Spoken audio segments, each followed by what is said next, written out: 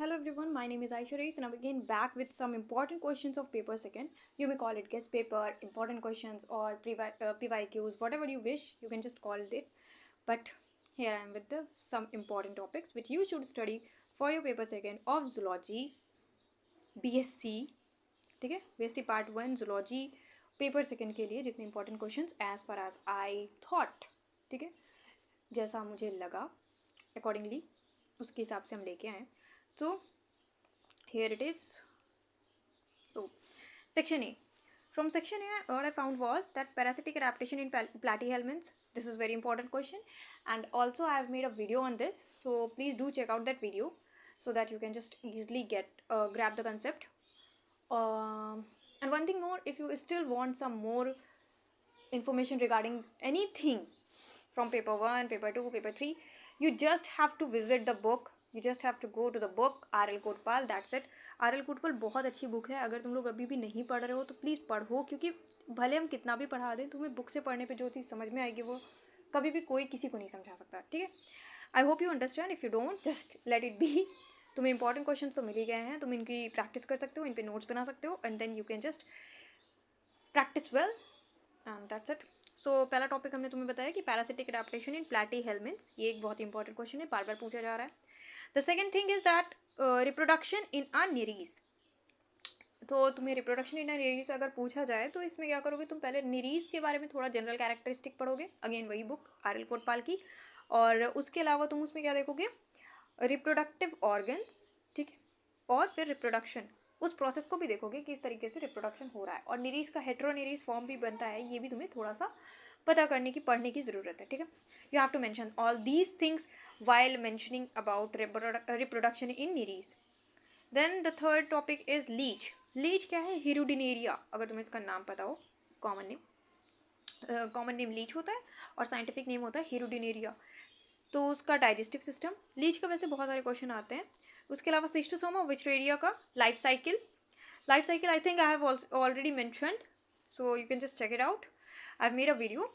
अगर तुम मेरे सारे वीडियोस फॉलो कर रहे हो, क्योंकि हमने सिस्टोसोमा भी बताया हुआ है, थोड़ा शॉर्ट में बताया, but you can just get a brief idea about how the life cycle of Schistosoma and Wuchereria as well as Wuchereria bancrofti, कैसे इनकी लाइफ साइकिल चलती है. तो ये हमने थोड़ा बहुत स्टडी करके और अपनी वीडियोज़ में बताया हुआ है. तो I think you can get it from there. Still if you want, you can just go to the book R.L. Kotpal.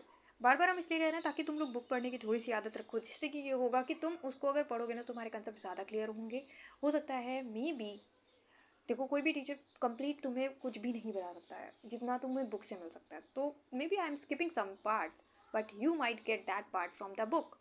So try to read that book if you can. If you cannot, or if you don't want to, just go on with my videos. That videos are enough for you to learn.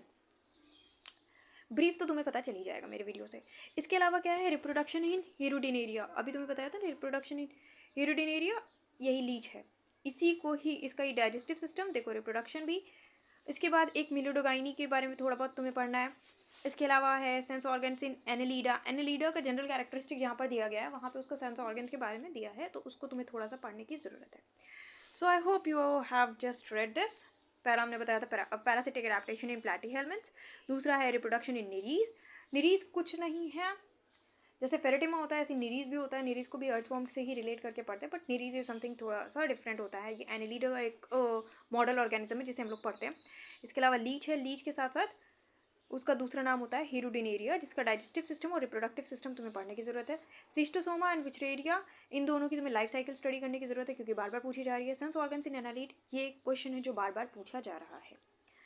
After that you have peritesticular nephridia. Peritesticular nephridia is nothing but an excretory organ which is found in annelids. So you have to study that. इसका diagram mentioned है, उसको diagram को check करो, बनाने की कोशिश करो.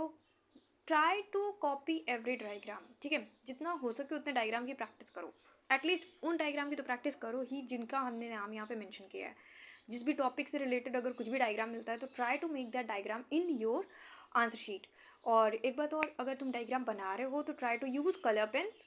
हाँ, of course green and red pen को छोड़ के. You don't have to use these two colours. Other than them you can use any colour. Try to make a colourful, beautiful and very well label diagram, ताकि तुम्हें number मिल सके, ठीक है। अच्छे number के लिए अच्छे से डायग्राम बनाना बहुत ज़रूरी होता है, और साइंस में तो डायग्राम्स बहुत ज़्यादा ही ज़रूरी होते हैं। सो इसके अलावा डाइजेस्टिव सिस्टम इन हेरिडिनेरिया, वही बात हो गई, अभी पीछे भी हमने लिखा हुआ था, लीच के लिए डाइजेस्टिव सिस्टम बताना था तुमको, ठीक है। Leech is nothing but Hirudinaria. Parasitic nematodes के बारे में तुम्हें थोड़ा बहुत स्टडी करना पड़ेगा। पैरासिटिक नेमाटोड्स जब हमने लिखा तो पैरासिटिक नेमाटोड्स का मतलब है plant as well as animal parasites, ठीक है। प्लांट के केस में भी जो पैरासिटिक होते हैं और एनिमल्स में भी जो पैरासिटिक होते हैं, तो दोनों तुम्हें देखना पड़ेगा निमोटोड्स को। इसके अलावा फाइलेरियसिस, वही विचरेरिया बॉनक्राफ्टी वाला केस आ गया, उसी में ही फाइलेरियसिस के बारे में तुम्हें पता चल जाएगा। लेकिन इसके बारे में भी थोड़ा बहुत तुम्हें सिम्टम्स, ये एक टाइप की डिजीज़ होती है जो कॉज होती है किसकी वजह से, विचरेरिया बॉनक्राफ्टी की वजह से। इसके सिम्टम्स तुम्हें पढ़ने पड़ेंगे, इसके लिए थोड़ा सा ही सिम्टम्स पढ़ना पड़ेगा, बहुत ज़्यादा खास नहीं।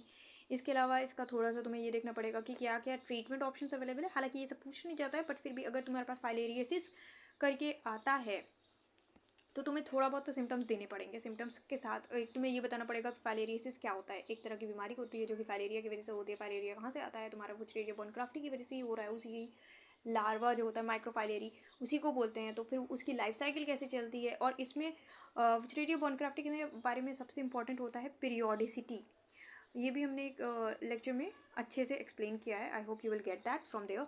सो पीरियोडिसिटी के बारे में बार बार क्वेश्चन आता है, और उसको तुम थोड़ा पढ़ोगे तो तुम्हें आइडिया भी लगेगा। इसके अलावा रूट नॉट नेमाटोड्स कुछ नहीं है, जैसे तुम्हें पैरासिटिक नेमाटोड्स बताया था, नेमाटोड्स को अगर पढ़ोगे तो उसमें रूट नॉट नेमाटोड और एनिमल जो पैरासिटिक होते हैं, एनिमल पैरासाइट्स जो होते हैं नेमाटोड्स, और प्लांट पैरासिटिक नेमाटोड्स, इनके बारे में थोड़ा बहुत स्टडी करने की ज़रूरत है। अभी पीछे हम जब रिप्रोडक्शन के बारे में बता रहे थे कि तुम्हें रिप्रोडक्शन पढ़ने की ज़रूरत है, किसमें, निरीस में रिप्रोडक्शन बोला था ना, तो उसी में हमने अभी मेंशन किया था हेट्रोनिरीस करके एक स्टेज होती है। हेट्रोनिरीस कोई अलग से ऑर्गेनिज्म नहीं होता है, पर वो निरीस ही होता है, जो कि क्या होता है कुछ टाइम बाद जब वो रिप्रोडक्टिव स्टेज में आता है तो उसको हेट्रोनिरीस कहते हैं। उसको जब तुम स्टडी करोगे तब तुम्हें ज़्यादा क्लियर होगा। Still I am saying that you have to practice the diagram की प्रैक्टिस ज़रूर करना। और निरीस को हेट्रोनिरीस में जाता है तो उसमें क्या क्या तब्दीली होती है, क्या क्या चेंजेस हो रहे होते हैं, ये तुम्हें अच्छे से पढ़ने की ज़रूरत है। कैसे उसके रिप्रोडक्टिव ऑर्गन्स किस तरह से डेवलप करते हैं, किस तरह से फिर उसके बाद वापस उसकी निरीस की स्टेज आ जाती है। So try to learn all that things and practice it well. इसके अलावा क्या होते हैं, बॉडी वॉल ऑफ लीच। हाँ, बॉडी वॉल ऑफ लीच तुम्हें पढ़नी है। Nothing, body wall of leech बहुत ईजी है, इसमें कुछ भी नहीं है ऐसा बहुत खतरनाक करने वाला। इसमें थोड़ा बहुत तुम्हें सेगमेंटेशन पे भी ध्यान देने की ज़रूरत है, ठीक है। और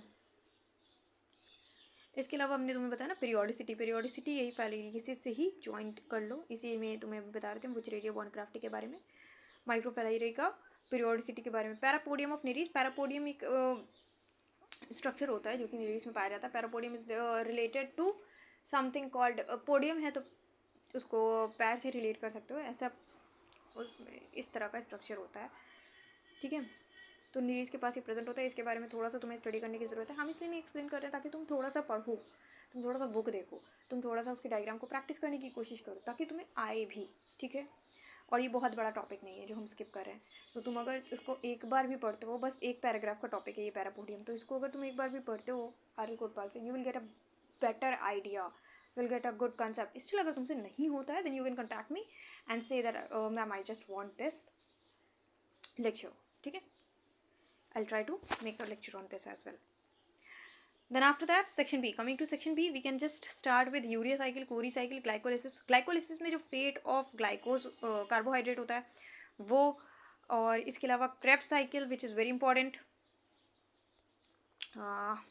Yes. So I was saying urea cycle पढ़ने की बहुत ज़रूरत है, कोरी साइकिल पढ़ने की ज़रूरत है, ग्लाइकोलिसिस और फेट। ग्लाइकोलिसिस और फेट मतलब का फेट ऑफ कार्बोहाइड्रेट या फिर फेट ऑफ कार्बन्स, जो भी है तुम्हारा, ठीक है। एनारोबिक और एरोबिक में क्या केस बनता है, तो ये तुम्हें थोड़ा पढ़ना पड़ेगा। हमने बनाया हुआ है इस पर video, I just remember everything, ठीक है। तो तुमको हमने इस पर वीडियो बना के दी है और उसमें बहुत अच्छे से एक्सप्लेन भी किया था, तो try to learn it from there. Still if you want any book recommendation you can go with the book, HR Singh की एक बुक आती है, 1000 दफ़ा हमने बताया हुआ है कि ये बुक है बायोकेमिस्ट्री और फिजियोलॉजी की बुक है, बहुत ही प्यारी बुक है, इसमें से पढ़ सकते हो। इसमें से तुम्हें बहुत अच्छे से क्लियर हो जाएगा कि क्या पढ़ना है क्या नहीं पढ़ना है। इसके अलावा तुम्हें पढ़ना है Krebs cycle. All this cycle you have to just draw many a times so that you just learn it, क्योंकि हर स्टेप बहुत इंपॉर्टेंट है। क्रेब्स साइकिल सारे स्टेप्स बहुत इंपॉर्टेंट है, तो उनकी भी बहुत अच्छे से प्रैक्टिस करनी बहुत ज़रूरी है। इसके अलावा 2 थ्योरी है एंजाइम एक्शन को लिए, एक थ्योरी है इंड्यूस्ड फिट थ्योरी और एक है lock and key theory. Lock and key theory and induced fit theory they both are लगभग सेम, ठीक है, ऐसा कुछ खास नहीं है। इंड्यूस्ड फिट थ्योरी बस इतनी सी है कि जो एंजाइम होता है उसमें सबस्ट्रेट के लिए कुछ ऐसा स्पेसिफिक जगह बनी होती है, ठीक है, ये एंजाइम है तो इसमें ये जगह होती है जिसमें जाके वो फिट हो जाता है सबस्ट्रेट तुम्हारा।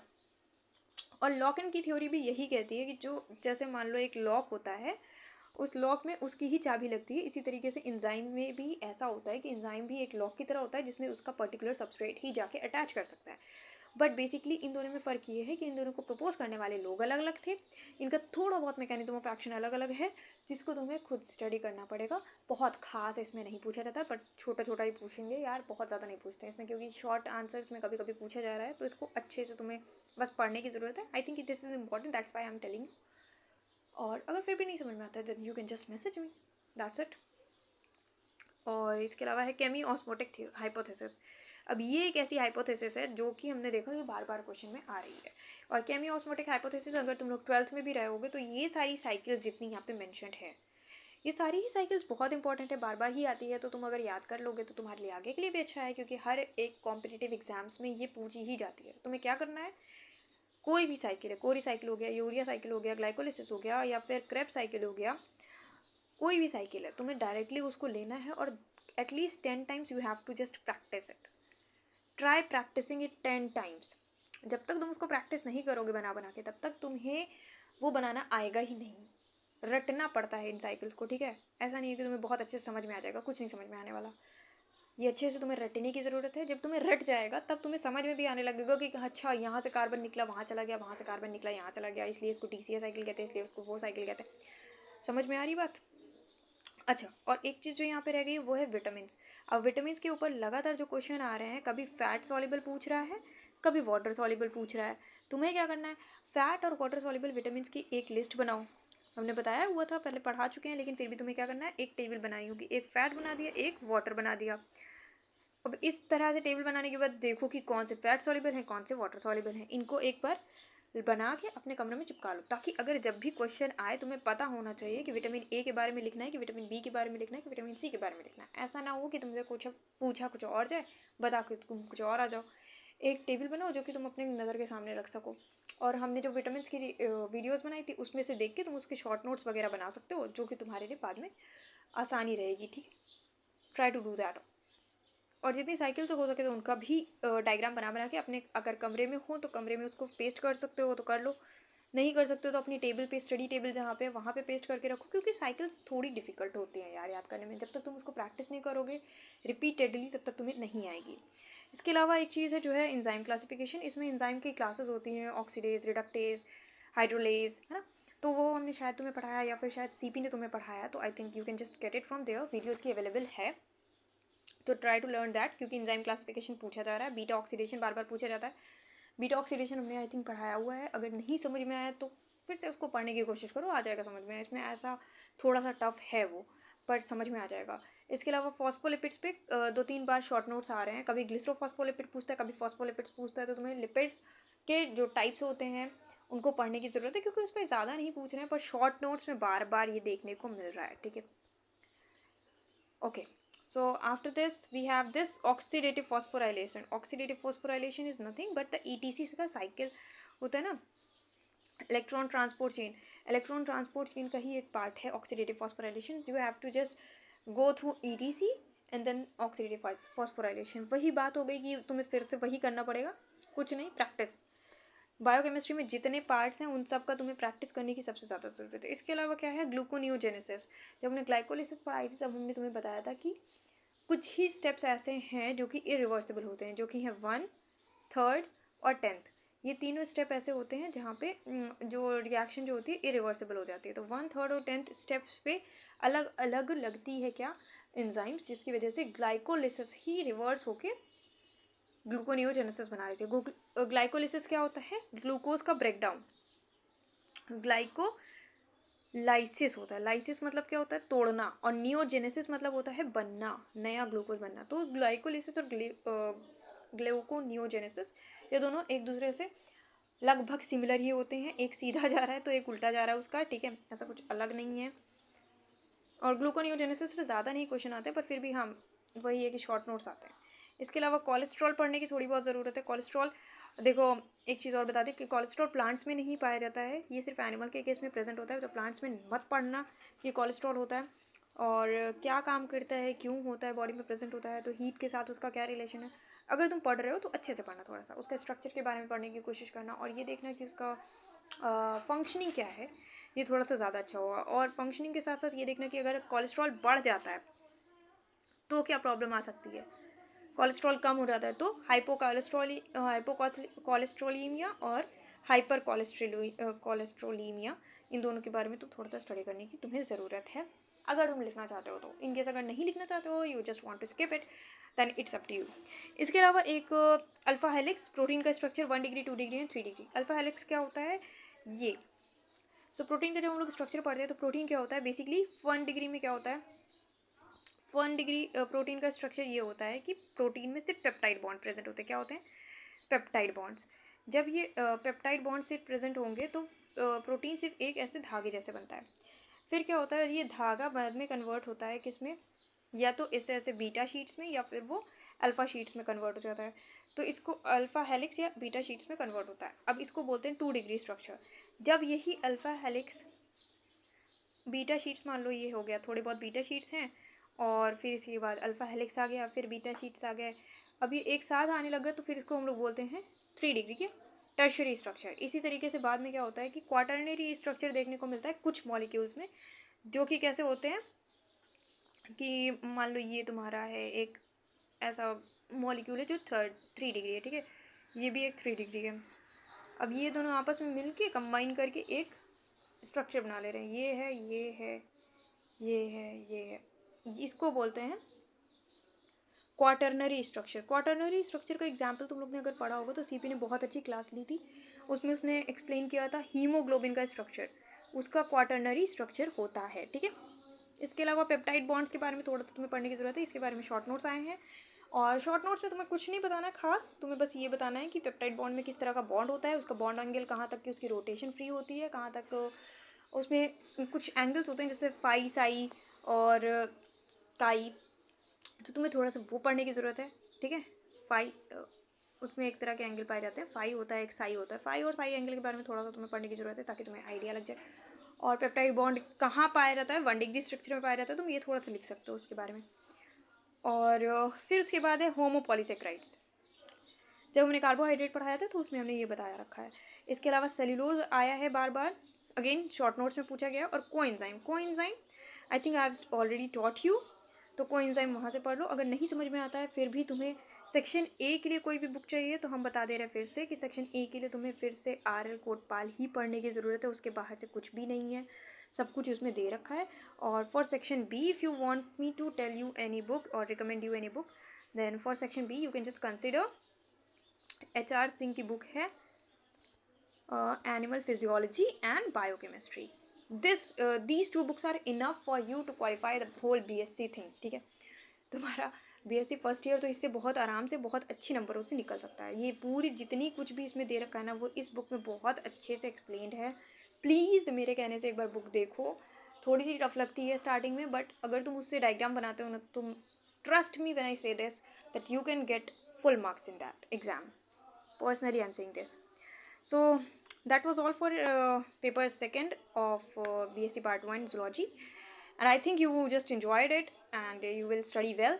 So all the best for your exams. Thank you. Bye bye.